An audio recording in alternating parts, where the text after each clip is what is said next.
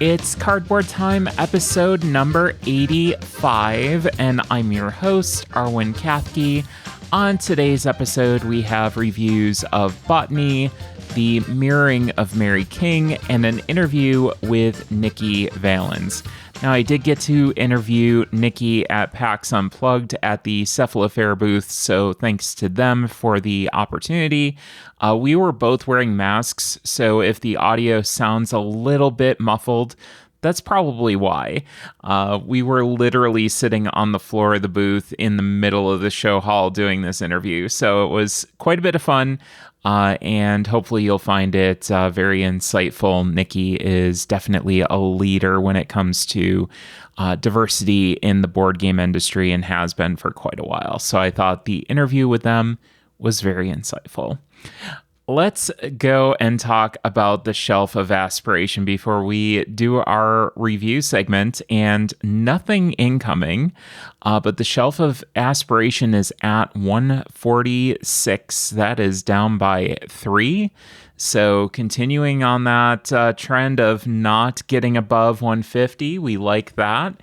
We like to see that downward slope continuing. And 3 played games, which got me there. The 3 were Botany, which I will be talking about today, Dice Realms, which I would like to talk about in an upcoming episode, and then Kim Joy's Magic Bakery, which was interesting. It was a little cooperative game, small box, not really my speed, but I could see how some families would enjoy it and maybe some younger players as well. So I'll probably wind up, just selling my copy of it. But hopefully it finds itself in the hands of somebody that will enjoy it more than me. A very cute theme, just not my speed. Okay, so let's get into the reviews for today, and we're going to start with Botany. This is a 2024 release, 1 to 5 players, 45 to 90 minutes, designed by Amy and Dusty Draws. Art is basically public domain assets, which was very interesting to see, and we'll talk about that in the review. And then published by Ducksomnium Games. Adventure, Intrigue, and Flowers. Botany is a strategy board game where you take on the role of a Victorian-era flower hunter as you explore the world to gather fortune and fame and be named the Royal Botanist. In Botany, each player takes on the role of a character whose abilities will shape the way they play the game. Will you focus on exploring the globe in search of the most valuable specimens? Will you make quick and efficient trips to gather reputation quickly and build your estate? Each player begins the game with a set of randomized goals that they then use to plot their path to victory. When players set out from their estate, they have access to only the coins they can carry with them. They can use these coins to traverse the globe and to gain crew members and items to improve their odds of surviving the unknown, enhance their abilities, and increase the efficiency with which they traverse the map. However, there is danger in spending too freely, and the players must ensure that they have enough wealth on hand to return to England with their specimens intact. Turns in Botany are streamlined in order to minimize downtime and keep players engaged. Players will move around the map, build their character, and experience the story of their rise to fame, all with an eye for efficiency. Points are gathered by improving the quality of your garden, retrieving live specimens from around the globe, and adding preserved flowers to your botanical press. The specimens that players hunt, the goals that they focus on to achieve victory, and the events they experience create a unique feel across each game. So this was one that I did back through crowdfunding. I will definitely say I got the deluxe edition with some very excellent components, great metal coins. Even for the standard edition, the components are wonderful. The card quality, the board, the tokens, everything is a very, very good quality. But the deluxe edition kind of stepped that up just a little bit more. This was a very interesting choice to use the public domain assets, but it does work. It does evoke, because it is that kind of period, and the art is from that period. It does work in invoking that theme. So I did find that very interesting, that those assets could be used and actually worked very well. This was a great thematic tie-in in a number of different ways. The first being kind of choosing to press flowers or put them in your Wardian case. So you either have these flowers that you press, they're going to get you 1 point at the end of the game no matter what, or you're going to put them, once you gather them, in your Wardian case, which is kind of like a little preservation system that will earn you an opportunity to get the full points for each flower that you collect. But you can only collect a certain amount. With the Wardian case, you can press as many flowers as you want because it doesn't take up a huge amount of space. So I like seeing that. I also like the thematic aspect of having to pay for your expedition. And it gave you a reason that you had to return home, or else you were going to suffer some pretty big penalties. So that was good as well. This game does lean kind of towards the simplistic side of things. It was relatively easy to teach, but at the same time, even with that, like, these little edge cases on occasion popped up, and I did have to find myself heading back to the rule book quite often for those. It was kind of an interesting mix, and again, easier to teach, but just kind of some of those edge cases that I really needed some clarification on. So that was a little bit unfortunate. This can be random at times, with some but not quite enough opportunity to mitigate the luck factor of the game, I found, especially with the event cards. You did have an opportunity to kind of boost up your stats for certain events that you were going to encounter. I did really enjoy the thematic aspect of those event cards and how they were written. It did create for an interesting story. I just thought that it was maybe just a touch bit luck-based, a little bit too far on that side. I don't mind luck in my games, but I do feel like this kind of went overboard a little bit. Also, when you encounter those event cards, and kind of choosing when to encounter them, you do have a choice between doing them at the beginning of your turn, or you can wait until you do them once you acquire a specimen. That was a little bit weird. You don't have to do one if you don't acquire a specimen, so I guess that's one way to put that off. And then once you acquire a specimen, you have to encounter that event. I didn't really care for that. I usually just did the event right at the beginning of the turn, and that way I wasn't forgetting to do that in the midst of everything else. This might have been able to be simplified a little bit. It wasn't the worst thing, but it wasn't necessarily the greatest implementation of it either for me. If you got a cluster of cards in the same area, it was very quickly, you were quickly able to go in and earn prestige and points, where some other players might otherwise struggle. A lot of, the location on the map where you're picking these flowers up from definitely matters. If everything is spread out, you're going to have to take a lot of turns to get those cards, as opposed to somebody who's, got 2 cards in this area and then 1 spot away has another card, and etc., that you're turning those cards over quite often. So I did feel like that might have been able to, maybe be improved somehow, but I'm not sure how I'd improve on that. This did feel like it would outstay its welcome towards the higher player count for what the game does. At the lower player count and solo, it was not bad. It was, more towards that 45-minute, to 60-minute time frame, which I thought was absolutely fine. if you're going to be up at that 5-player count, you're going to be, dealing with some pretty big downtime, despite what the intro said. Just waiting for players to take their turns and so on and so forth.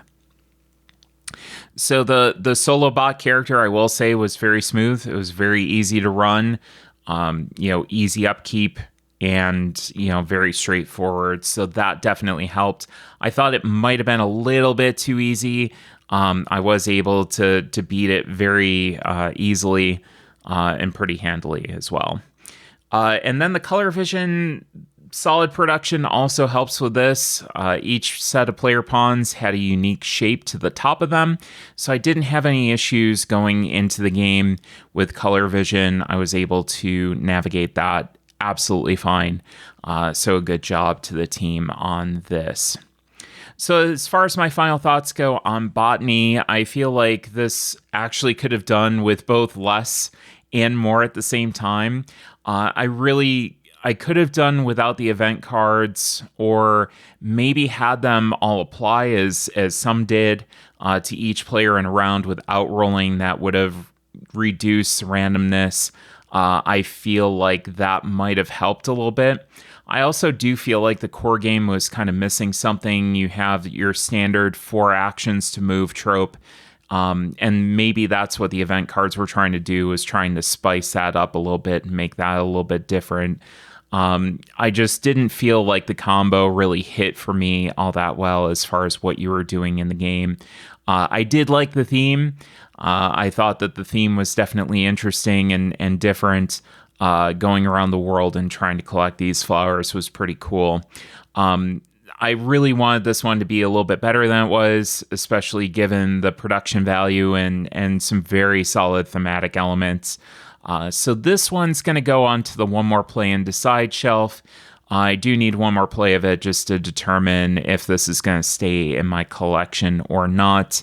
I'm leaning towards not at this point, unfortunately, but we'll see. Maybe, the one play is going to be what I need to go and keep it and say, yep, this is good. But we'll find out. So that was Botany. And the other game that I am going to be talking about today is the Mirroring of Mary King. And this was a 2022 release for exactly 2 players.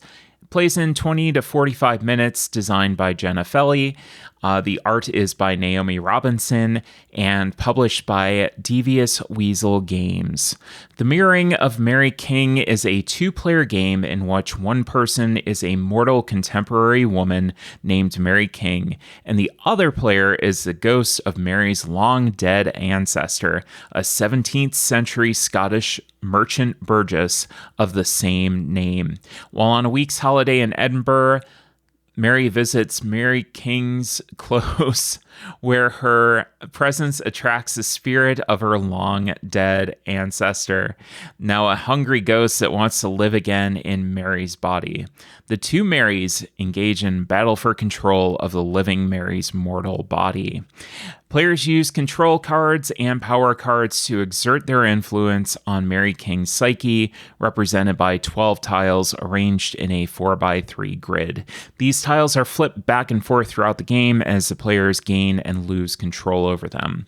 The game progresses over 5 days, starting on Monday and ending on Friday. Great work week. Thanks, Mary. Each player gets 1 turn each day, with the ghost player always going first. As the week progresses, the mortal and the ghost become more exhausted and more desperate. The number of control cards each may play decreases, and the number of ideas they may pursue increases. At the end of each player's turn, both players suffer penalties based on the tiles of Mary that their opponent controls. A player may immediately win the game by completing their image of Mary using the 12 tiles, or if their opponent runs out of cards. If neither player completes their image of Mary by the end of Friday, the winner is determined by a scoring system based on their remaining cards and their control of Mary. So I did pick this one up at the Capstone store in Cincinnati last year. I am a huge fan of Cosmic Frog. I like Jenna's stuff. It's different. If you listen to the podcast regularly, I like different things. I like different games that maybe not a lot of people are taking a look at. I do like to take a look at something that's going to do something different, that's going to be a little bit unique. And this is no exception. When I had the opportunity to take a look at another one of Jenna's games, I definitely wanted to do that. I absolutely love the art in this. I played this with Jordan, and we both love the art. The cards just being the face of Mary, the two different versions of Mary on either side, and that's the main visual image that you have in this game. The rest of it is just kind of very bland, which serves it so incredibly well. Having that juxtaposition, and just having that kind of ethereal art versus the reality of the art, juxtaposed against each other, made for a very unique visual experience, and was almost unsettling in a way, which was kind of cool. The theme tied in very well with the gameplay, with a very different theme than what we're used to seeing in games. This definitely hit that spot of wild. I'm not used to seeing this at all. I can't tell you another game that actually does the exact same thing as this. So I love to see that. I also love to see the decreasing amount of control cards that could be played as the game progressed, which made the game flow differently at different states of the game. As the game progressed, it became almost a different game. It was definitely a bit different than what I normally see in a game. Normally, you would ramp up something like that, and this was kind of ramping down a little bit. I always felt like if I was clever enough, I'd be able to flip Mary all to my side. I couldn't quite make that happen. I was looking for those combinations. I was close a couple of times. I felt like if I had done things right, if I had flipped some stuff over, then unflipped it, I could have made that work. But I was never quite able to go all the way to my side. And I wish I would have been able to pull that off. But I was always kind of striving for that, and I thought that was interesting. It was a good feeling, that kind of brain teaser of everything kind of fitting together. And speaking of the brain teasers, your control cards show you a grid, and they show you what cards you're going to flip over if you play that control card. You're also able to rotate it 180 degrees. So having that spatial kind of puzzle was also a nice brain teaser as well. I dismissed the power cards largely early in the game, just trying to figure out what the right combo of control cards that gave me the highest amount of cards that were going to flip to my side, because I wanted to start starving Jordan of his deck, and try to make the biggest area possible if I could. So it was interesting that I just didn't use those cards. Once I saw how the power cards could kind of be combined and utilized at the right moment, it became apparent that they could be quite powerful, especially in conjunction with each other as well. And really waiting for that right time was also very, very, very important. The terminology was a little bit of an ass to learn. I'm always kind of equating things to discard and draw, so I mean that kind of helped. This did tie in relatively well thematically, so it did help players, really learn what the different aspects were. But it was a little bit of an ask to learn. Some of your newer players are maybe going to be a little bit confused, especially reading through the manual the first time, looking at how exactly to play this and what the different terms are. This game can also be very AP inducing. I was apologizing to Jordan multiple times for the amount of time that I was taking. And I think that's, one of the main downfalls of this is just the AP that players might have in trying to figure out exactly what they want to do once their opponent is really done. Because it's very difficult to see what situation you're going to wind up in until your opponent is absolutely done, or you're making some counters or whatever. So that is one thing that I'm going to warn people about. If you are AP prone, this game is going to kind of trigger that in you as well. There are no major color vision issues at all.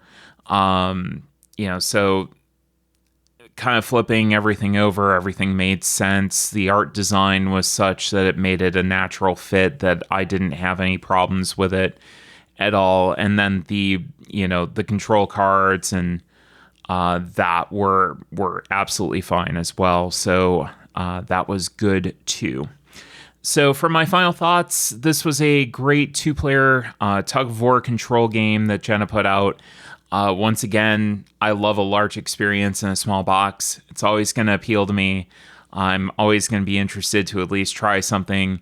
I feel like, given that it's Jenna and the time frame that this was designed, I'm kind of actually wondering if there might be a transgender allegory to be made with this game, with the two sides kind of fighting for control a little bit. It could just be me seeing things I want to see there, but I'm actually kind of wondering if that was intentional or not. But anyways, getting back to the gameplay, really enjoyed it. Really enjoyed the strategic puzzle of it. And overall, this is going to be on my keeper shelves. That is The Mirroring of Mary King. Well, stay tuned, because coming up next, we have an interview with Nikki Valens. Well, welcome back. I am here with Nikki Valens, and if you don't know Nikki, they are the designers of Eldritch Horror, artisans of Splendent Vale, and my personal favorite, Mansions of Madness. Nikki, welcome to Cardboard Time. Yeah, thank you. So why don't you go ahead and introduce yourself for people who don't know you? So I'm an independent designer. I've been in the industry for over 10 years now, trying to make games. I really like story games, so that's kind of what I put into the world the most, especially character-focused ones, which is kind of my strength with storytelling. And that also lets me pursue one of my other passions, which is just trying to put more representation into the industry and, make people feel more accepted and part of this great hobby that we have. I think it's such an incredible mission, and something that we focus on a lot and we talk about a lot. I'm going to talk to you about that towards the end of this interview. But one thing, we are here at the Cephalofair booth talking about Gloomhaven Buttons and Bugs. What's that all about? Yeah, so Buttons and Bugs is basically quite literally a miniaturized version of Gloomhaven. We really wanted to create something that was small and easy to play, but also a little bit more approachable than typical Gloomhaven is, because it's such a big game, Gloomhaven. There's so many pieces, you gotta really commit to it. So we wanted something that's a much easier, not even just an entry point, but something that you can just pick up and play when you can't get your friends together, or you don't have time, or even getting people in that have never played before and letting them experience what that system is like a little bit. So it's really intended to be a number of different things, but in all cases, easy to approach and easy to just set up and play. Awesome. And I know I played through the original Gloomhaven. It took me 3 years. So having something a little bit more approachable for people and inviting more people into this universe is so incredibly cool and important and exciting to me, because I've fallen in love with it, and I'm interested to see others have the same experience. Yeah, and you can definitely get through it in a little bit less than 3 years. It's a 20-scenario campaign in the box, but each of those scenarios, once you get going, is only going to take you about 15 minutes, so you can really fly through it. That's amazing. So the design story, how did this come about? How did your relationship with Cephalofair kind of develop? Did you have this designed as a concept and then you worked with them, or did you work with them specifically bringing this to life for them? So this design actually originates from a different designer, Joe Klipfel, who created a fan game based on Gloomhaven called Gloomholden. Joe really likes to make miniaturized games with an emphasis on you can literally hold the game in your hand as you're playing it. Gloomholden had a pretty good fan following, so Cephalofair took notice and they wanted to make an official version of that game. They brought me in to do development initially, but as we were kind of working on it, we got it to a really good place that we really enjoyed it, but we found that it was sort of a game for game designers as opposed to a game to just play. Like, there was a lot of really clever mechanics and like clever ways of using the components, but we found that anyone who wasn't already a game designer and could appreciate that aspect of it wasn't all that interested. So we did a pivot pretty late in the development cycle and decided to essentially just like bring it way closer to what actual Gloomhaven is, so that we could create what is now just a miniaturized Gloomhaven.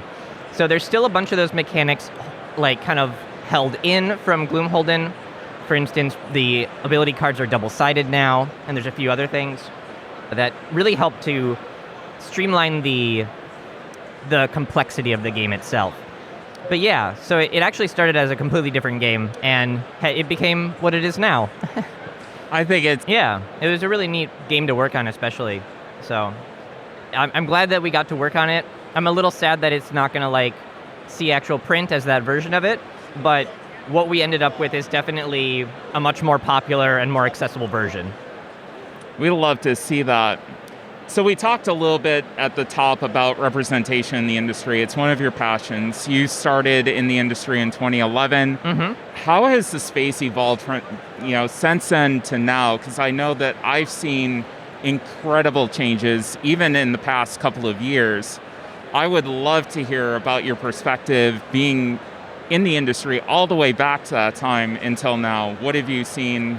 And is there room for improvement? I think we both know the answer to that, but how have you seen it? Yeah, I mean, there's always going to be room for improvement for sure. Yeah, I've definitely seen a lot of changes. It's definitely gotten a lot better in a lot of ways.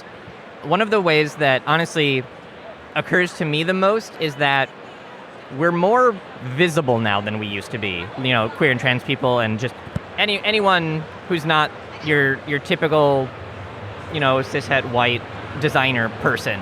So yeah, that's I think one of the bigger things that I've noticed is we've sort of gained a bunch of momentum in terms of like being more just like visible and like being able to see each other essentially. When I first started, it was really hard to like look around at the industry and like not know or see any other queer people in the industry. And that slowly changed over time as I met more people, but like also more people were given opportunities to actually do stuff and like start making their way into the public light.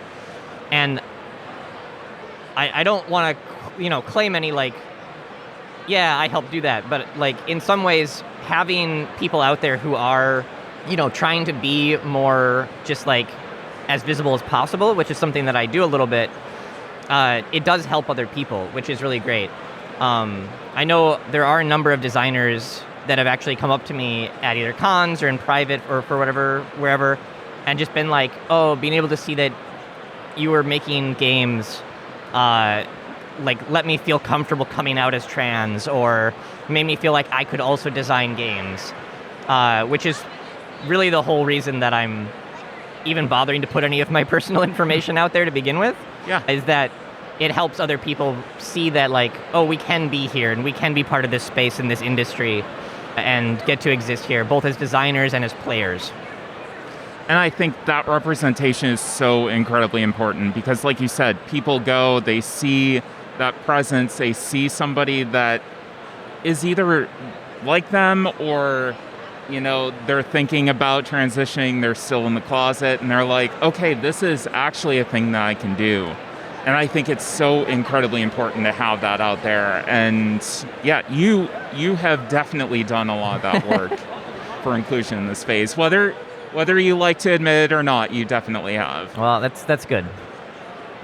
So speaking of inclusion, Artisans of Splendid Val, including pronouns, including sexuality into that game, why was that important for you?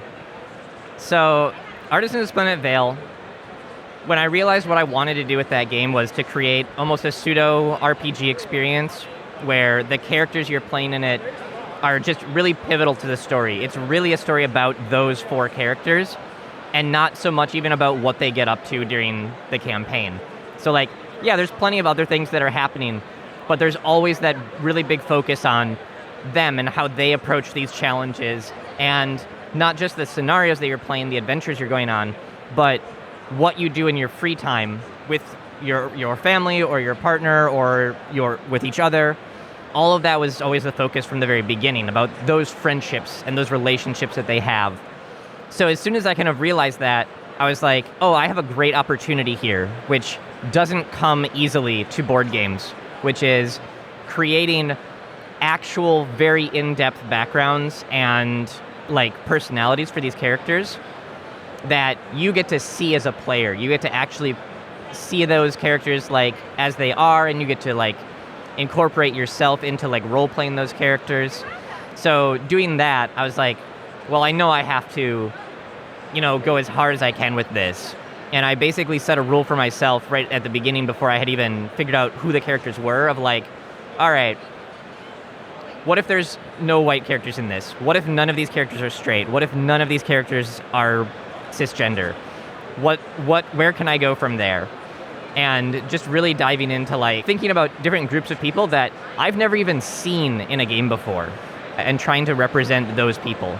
And honestly, I think I could have pushed it farther for sure, but even with what I did do, I get so many comments from people about oh, they finally see someone that's like them in a game and they were really excited about it. And not just the top level oh, here's a person who's a similar nationality to me or is trans like I am or anything like that. Down to people's neurodivergencies and mental illnesses, all of that is baked into those characters.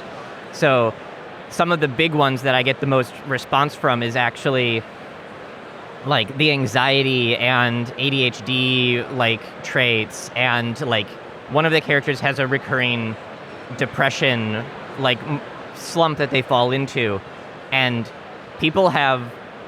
I've seen people break down crying playing this game because it's the first time they've ever seen something that they've actually experienced themselves happen in a game. Why did they need to go so far with this? Why did they need to include this and put it out there so much? And I said, because every other game has the other representation in it. Every other game has cishet white men.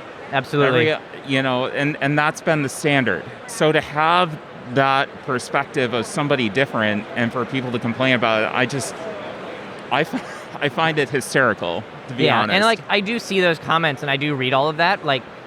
I am the type of designer that I want feedback. I do genuinely want to make my games as best as they can be. So I do read all that feedback, even from the kind of folks that aren't coming from an honest place when what they're trying to say. So there is a lot of those comments of oh, because they're not all there's no white person here, there's less diversity. And it's okay, but you need to stop for a second and think you're putting that in a category of white and non-white versus all 4 of those characters, they are completely different from each other. Yeah. They're none of them are sharing any kind of ethnicity or none of them are the same gender, none of them are the same sexuality. They're all completely different characters. So when you come at it from the perspective of, oh, none of them are the normal categories of character, you really have to stop and analyze, what do you mean by normal there? Because there is a set thing that you're thinking of. So you really have to step past that. I think that is great storytelling there in that game. I mean, it is absolutely fantastic. I've heard a lot of wonderful things from coworkers of mine who have played it as well, and they just absolutely loved it. They played it with their kids. They're teaching their kids about diversity with it as well. So it's amazing to see the next generation kind of coming up with that and coming up with that representation that they're going to be able to see themselves in these games. Yeah, absolutely. I actually had someone just last night tell me that when Artisans arrived, their trans daughter just like abducted the game from them to go play it. So between Artisans and Dragonholt and some of my other games, I do get a lot of fan feedback about like, oh my gosh, you meant so much to like my kids coming out or anything else. It's really great to hear it all. And it really does touch you. I mean, it's a story. You get those stories, you get that feedback, and it is something that you do take personally. You take to heart, and it kind of keeps driving you. Oh, for sure. To keep doing the work. It's basically the only reason I'm here. Like, I absolutely love making games. Like, I'm always going to be making games, but actually, like, bothering to publish them and put them out in the world, like, that's for all of you. Exactly. Perfect. So, last question I ask everybody, what's on your table right now? So, both in terms of, like, playing games and just kind of, like, making games, I'm pretty chill, honestly. Like, I don't play a ton of games. I don't really own very many. I tend to just, like, play whatever my friends happen to want to be playing. I have been actually doing some streaming lately, mostly just video game stuff here and there, but there does end up needing to be some kind of separation between like the hobby and the career. So all of the times I'm playing games, it's usually for research, honestly. I'm usually trying to figure out some kind of mechanic or see what other people are doing and seeing how I can incorporate that into my own designs and what it inspires. So that's kind of a lot of what I do, actually.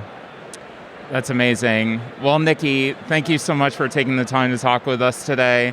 And we're looking forward to your next designs. I know you can't talk about them right now, but you've got some exciting things on the way, I'm sure. Yeah, I got a few things. We'll see how they go. Awesome. Thank you again so much. Absolutely. And I think that'll do it for us today. If you want to learn more about Cardboard Time, you can always check out our website at cardboardtime.com. Our Instagram is at cardboard_time, Blue Sky at cardboardtime. The Discord is on the Tabletop Express server. Just ask me for an invite. Shoot me an email at cardboardtime@gmail.com, where you can also send all those suggestions, questions, and ideas for discussion topics. And as always, thanks again for listening, and we'll see you around the table in 2 weeks for another episode of Cardboard Time.